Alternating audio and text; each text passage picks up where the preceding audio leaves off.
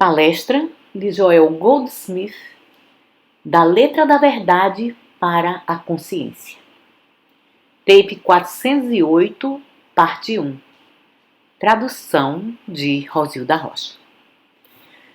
Boa noite. Minha correspondência é uma experiência interessante, muito interessante, todos os dias.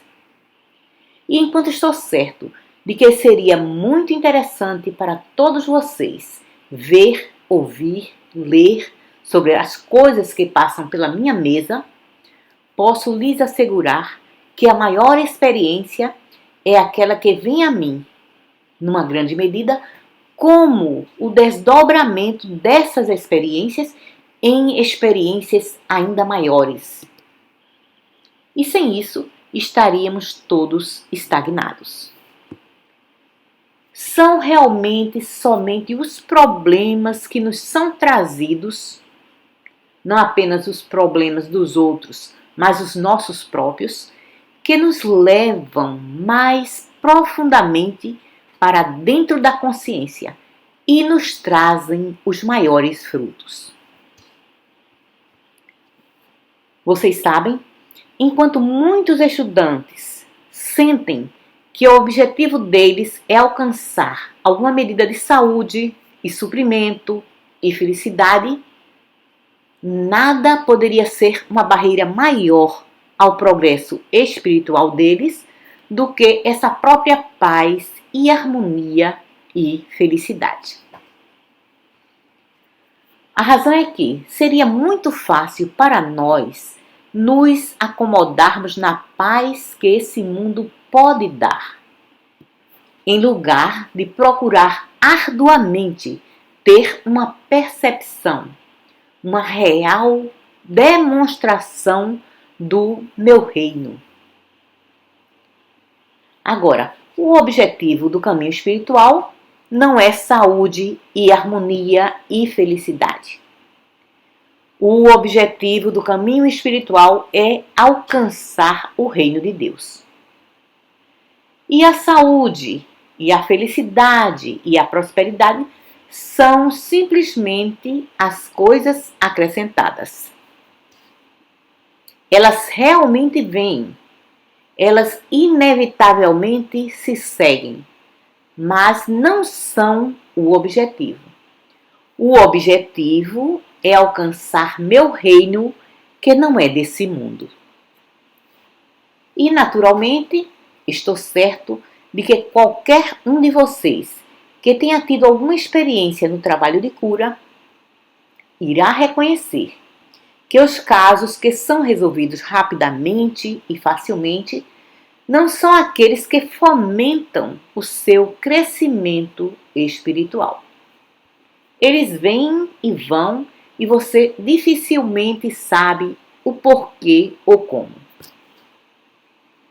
Porém, quando um caso lhe é trazido, independentemente de sua natureza, se o mesmo resiste ao tratamento, oração, meditação, se não parece responder, se é obstinado, esse é o caso que eventualmente o leva mais adiante e mais profundamente para dentro da percepção espiritual.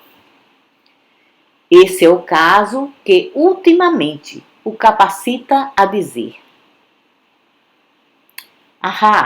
qualquer que seja a medida de riqueza que esteja vindo à minha experiência, deve vir através de trabalhar com casos difíceis, os casos sérios, aqueles que exigem atenção dia e noite.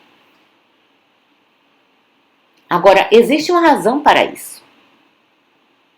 Em minha correspondência, vejo muita insatisfação do tipo: por que não estou fazendo o progresso que sei que deveria?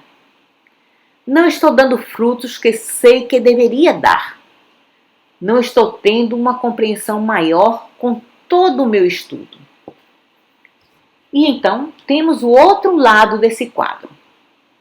Estou tão grato porque agora estou começando a compreender a mensagem do caminho infinito. Estou tão feliz porque agora realmente comecei a compreender os seus princípios.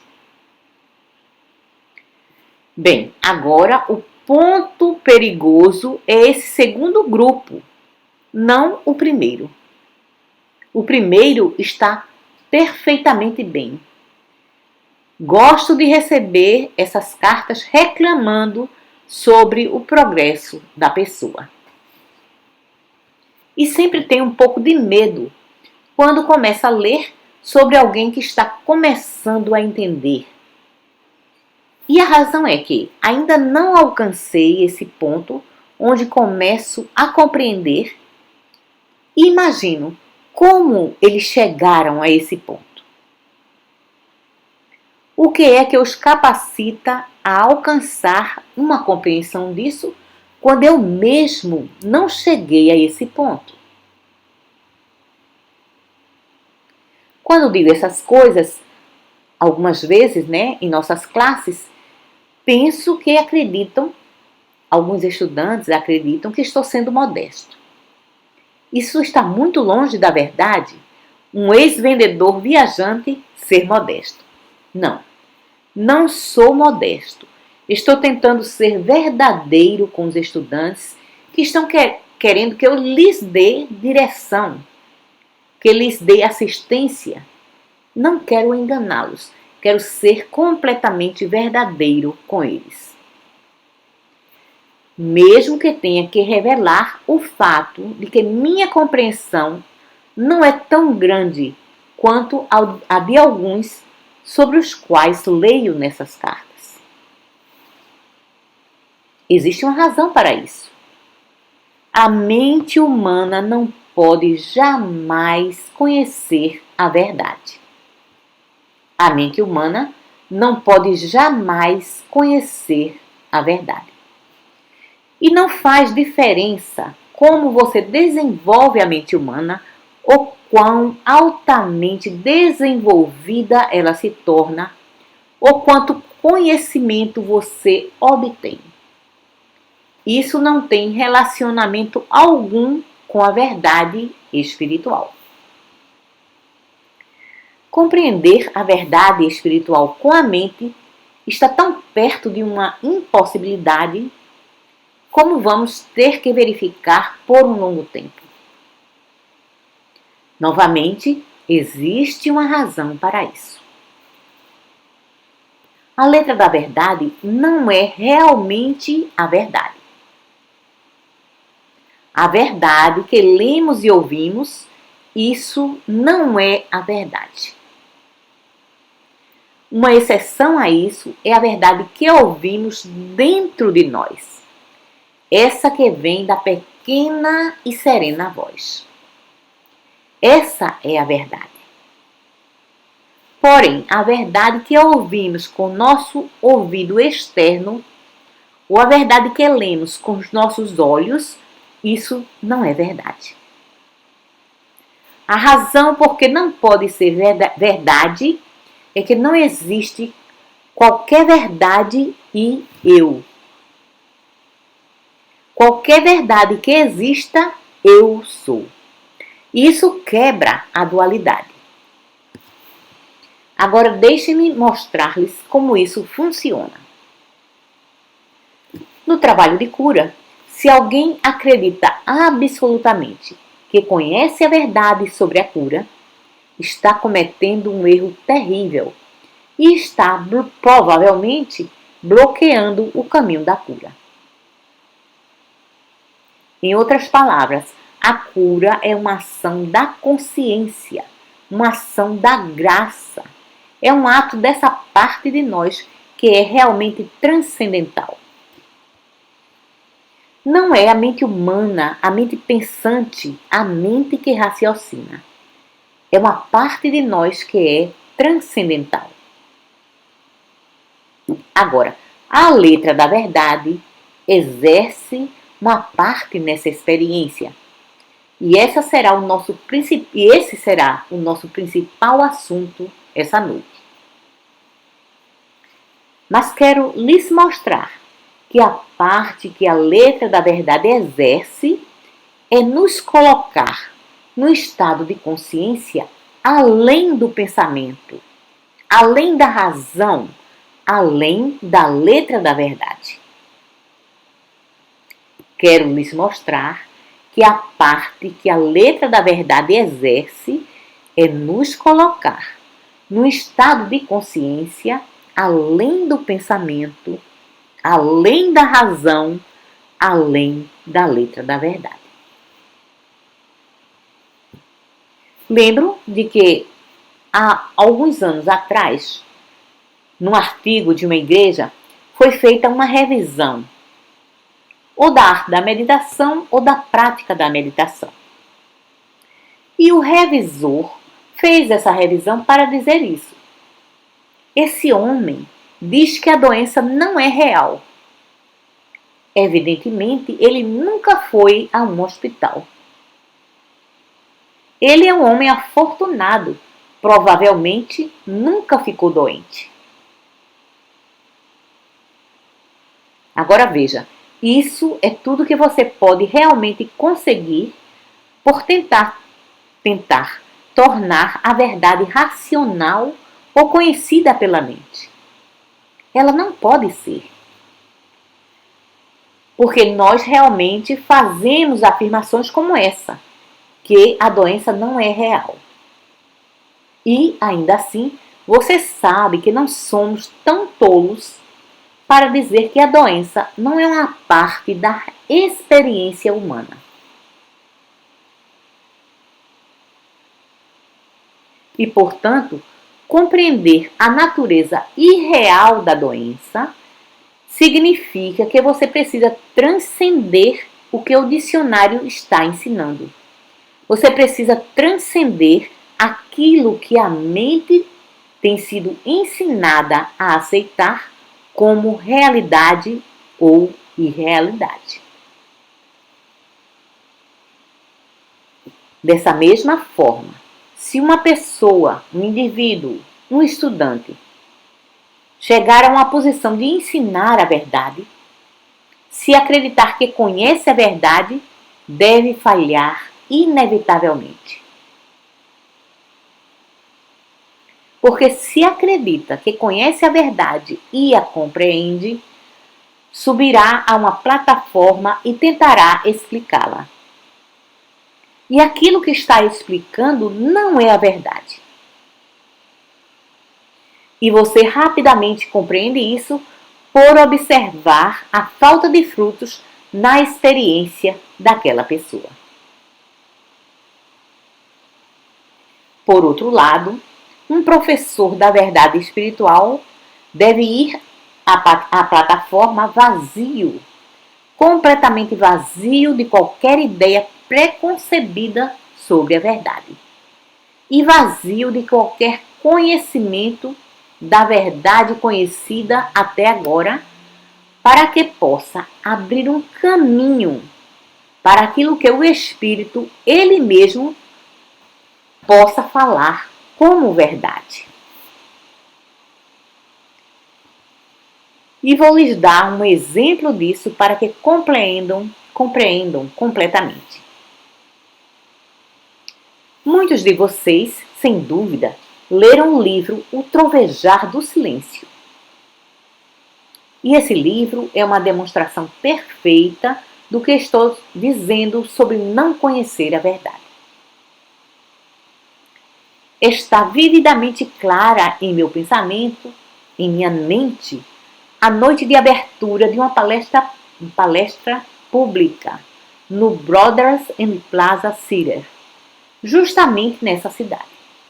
E quando estava caminhando para a plataforma, sem a mínima ideia do que iria acontecer, sem ter preparado qualquer programa previamente e sem conhecimento algum da verdade para partilhar, da minha boca surgiu isso que constitui a primeira terça parte do Trovejar do Silêncio.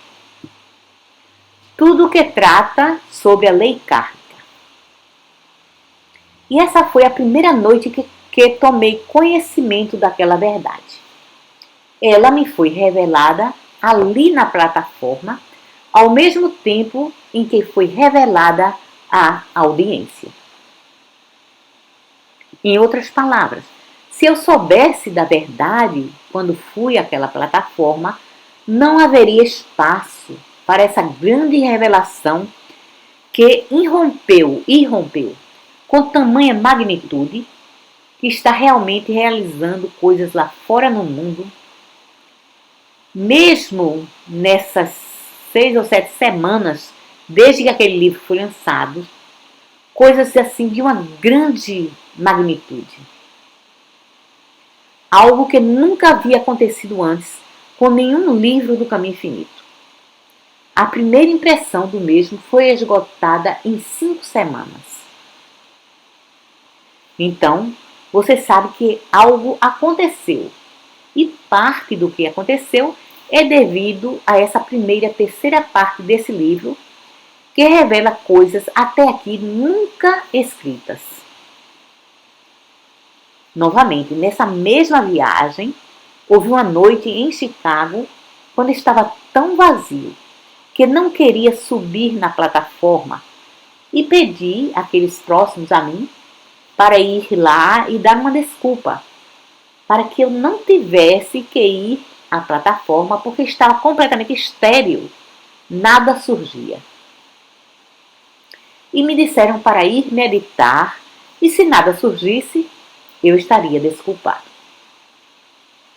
E naquela noite, aprendi a lição que tinha esperado, que tive que esperar por 25 anos ou mais. Aprendi sobre o Sermão da Montanha. Aqueles de vocês que têm estado comigo por muito tempo sabem que minha resposta para todas as perguntas que me foram feitas no decorrer dos anos sobre o assunto do Sermão da Montanha sempre era: não posso responder, não compreendo, não tenho nenhuma luz sobre o Sermão da Montanha. O mesmo não está claro para mim. E naquela noite daquela esterilidade, naquela noite daquele vazio, ou de dentro daquele vazio, a voz fez jorrar aquela mensagem que eu estava esperando por 25 anos. Qual é o segredo do Sermão da Montanha? E esteja certo de que existe o segredo do Sermão da Montanha e que ali também temos uma prova demonstrável do mesmo todos os dias, desde que essa revelação surgiu. Pensem sobre o que aconteceria naquela noite se eu soubesse da verdade e fosse para aquela plataforma para dá-la, ou ensiná-la, ou falar sobre ela. Bem, provavelmente teria dado uma verdade ensaiada, alguma verdade requentada, ou uma verdade fria que não seria efetiva. Todavia, não. Através da compreensão do esvaziamento, de saber que não conheço a verdade, surgiu a verdade limpa, a verdade completamente nova, a verdade de todas as eras, mas nova em revelação, nova em forma, nova em expressão e nova em poder.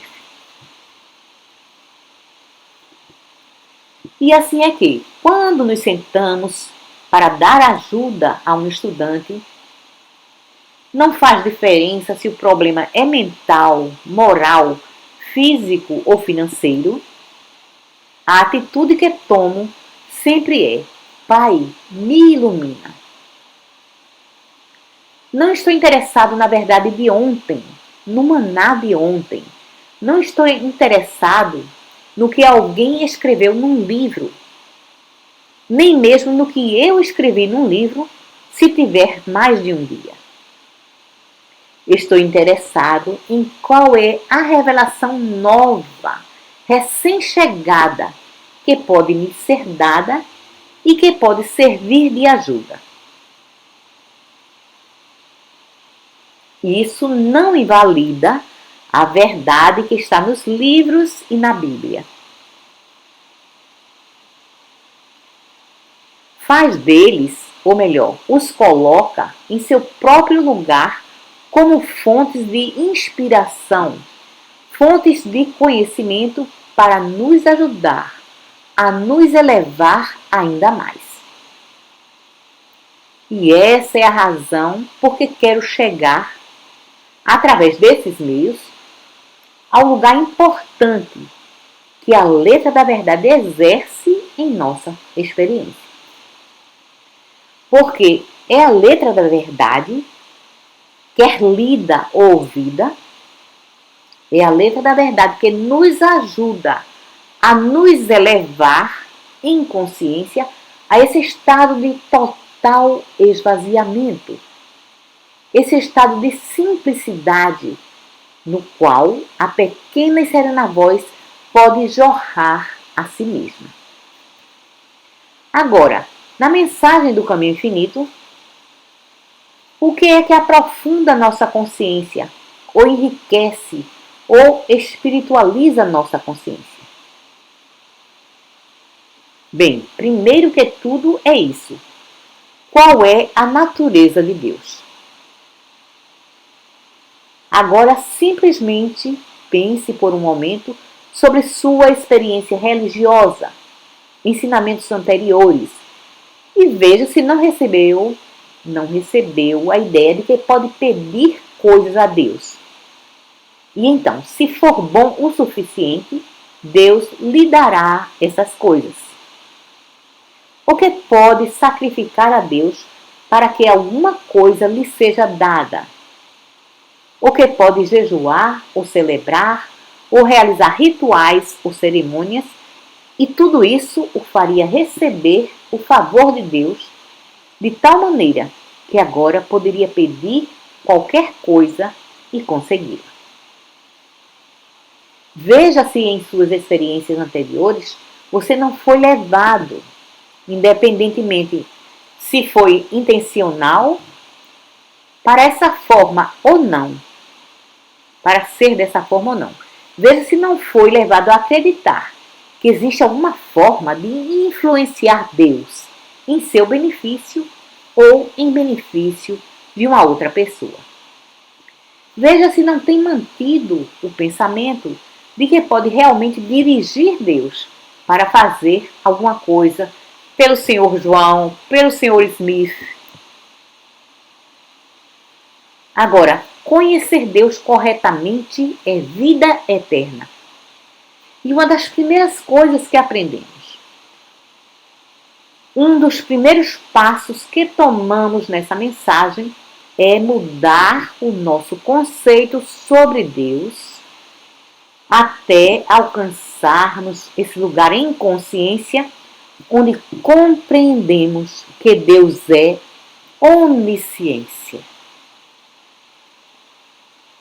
Não apenas declarar que Deus é onisciência, mas saber e compreender que Deus é onisciência, que é a sabedoria, a inteligência, a mente que tudo sabe. E então ver o que isso faz por você. Uma vez que aceite isso, nunca irá dizer a Deus coisa alguma novamente. E se tentar fazer, imediatamente vai perceber e dirá para si mesmo: o que estou fazendo? Tentando dizer à mente que tudo sabe? Estou tentando provar que sei mais do que Deus?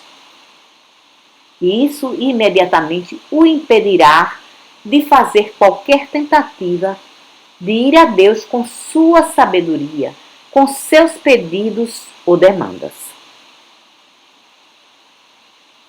E vai começar a perceber a natureza dos ensinamentos do Mestre. Seu Pai Celestial sabe. Seu Pai Celestial sabe que tem necessidade de todas essas coisas. E, instantaneamente, você entrou numa nova consciência. De repente, eliminou totalmente qualquer possibilidade de tentar iluminar Deus, ou influenciar Deus, ou dirigir Deus. E quando faz isso, sua consciência muda, porque agora, em lugar de ir a Deus com sua própria sabedoria, agora está aqui embaixo, se esvaziando completamente e esperando por essa pequena e serena voz, esperando para ouvir soar a sua voz. As palavras que ele faz soar, isso é o que faz a terra se derreter. E você está numa consciência completamente diferente. Agora, no exato momento em que compreende a natureza da onisciência, nunca poderá dizer novamente: essa oração é para a senhora Jones. Se Deus não sabe disso, como você sabe? E se você sabe e Deus não sabe, você é mais sábio do que Deus. E isso não pode ser. Que diferença faz apenas aceitar uma palavra? Onisciência, toda sabedoria, todo conhecimento, toda inteligência. E então, ser capaz de permanecer nesse estado de receptividade, nessa percepção interior, nessa abertura interior à verdade, nesse vazio interior que espera ser preenchido. Simplesmente com essa pequena parte da letra da verdade, você mudou a sua consciência. Agora, a verdade de que Deus é onisciência não fez coisa alguma, mas mudou sua consciência. Deus era onisciência, Deus é onisciência, e sua declaração não mudou coisa alguma, mas colocou sua consciência em alinhamento, no estado de receptividade. Em seguida, tomamos onipresença, toda presença, a presença divina. Aqui onde estou, Deus está. O lugar onde estou é Terra Santa. Tome a palavra onipresença como sendo literalmente verdade. E agora veja o que acontece à sua consciência. Onipresença, a presença de Deus preenchendo todo o espaço, em toda parte, aqui, ali e em todo lugar. Lá em cima no avião, lá no fundo do mar, lá fora na linha do trem, lá fora nas rodovias de alta velocidade, nas estradas. Onde poderei me esconder da tua presença? Se subir as montanhas, tu estás ali. Se fizer minha cama no inferno, tu estás ali. Se andar pelo vale da sombra da morte, tu estás ali. Evidentemente, então, aqui onde eu estou, Deus está. Você vê o que acontece à sua consciência? O peso que cai das suas costas quando reconhece que não tem que ir procurar Deus. Que pode abandonar essa busca pelo Santo Graal. Você o encontrou. Ele está justamente aqui onde você está. Você pode parar de tentar alcançar Deus.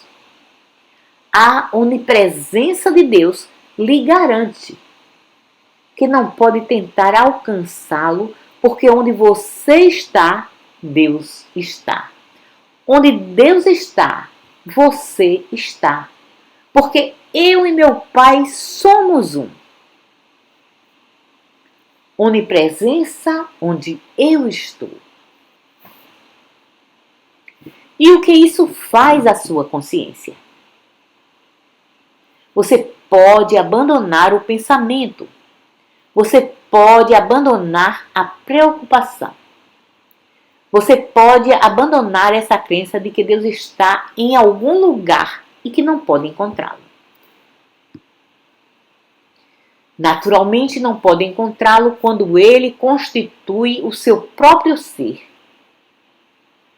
Aquele que está procurando constitui o seu próprio ser. Deus é sua mente, Deus é sua vida, Deus é sua alma, Deus é seu espírito e o seu corpo é o templo do Deus vivo. Agora, aonde você precisa ir para encontrar a onipresença? Não existe lugar algum para ir. O mestre disse que não precisa ir à montanha sagrada para adorar a Deus. Nem precisa ir ao templo em Jerusalém, porque o reino de Deus não está aqui nem ali, está dentro de você. Essa é a letra da verdade sobre o assunto da onipresença. E pense sobre o que a mesma lhe faz, uma vez que possa aceitá-la. Simplesmente pense: onde eu estou, Deus está. E não vá sair tentando alcançar, simplesmente descansando, relaxando em sua palavra, relaxando nessa verdade. Onipresença. Onipresença. Onde eu estou, Deus está. Nunca posso escapar da presença de Deus. Nem Deus pode escapar da minha presença, porque nós somos um. Eu vivo, me movo e tenho o meu ser em Deus e Deus em mim. Eu nele e ele em mim. Onipresença, inseparável, indivisível. Então, não existe medo no campo de batalha, não existe medo na presença de bombas, não existe medo na presença de germes. Por quê? Porque você não está separado e à parte de Deus. Você está em Deus e Deus está em você, porque são apenas um. Então você vê que a onipresença não faz coisa alguma por nós. Mas conhecer essa verdade sobre a onipresença nos eleva a um estado de consciência no qual relaxamos de todo esforço mental. Relaxamos da contenda e da luta e descansamos em sua palavra. Bem, é a mesma letra da verdade quando nos referimos à palavra onipotência. A parte estranha dessa palavra é que a mesma ocupa um espaço tão grande na literatura religiosa e ninguém acredita nela. Muitos poucos de qualquer maneira. Porque onipotência significa todo o poder. Mas simplesmente pense sobre todo o poder sendo onipresente e então ter medo. Ter medo da vida, ou ter medo da morte, ou ter medo da falta, ou ter medo de germes. Diga-me o que existe para ser temido, se onipresença é onipotência. Se não existe outro poder, mas somente Deus. Existe mais alguma compreensão a ser alcançada ou simplesmente um descansar a ser alcançado? Oh não! Quando temos onisciência, onipotência, onipresença, tudo junto num só pacote, nós descansamos. Nós descansamos e abrimos esse ouvido interior e dizemos: fala, Senhor, teu servo ouve. Tu estás mais perto de mim do que minha própria respiração, mais perto do que mãos e pés. Quando fazes soar a tua voz, a terra se derrete. Muito obrigado.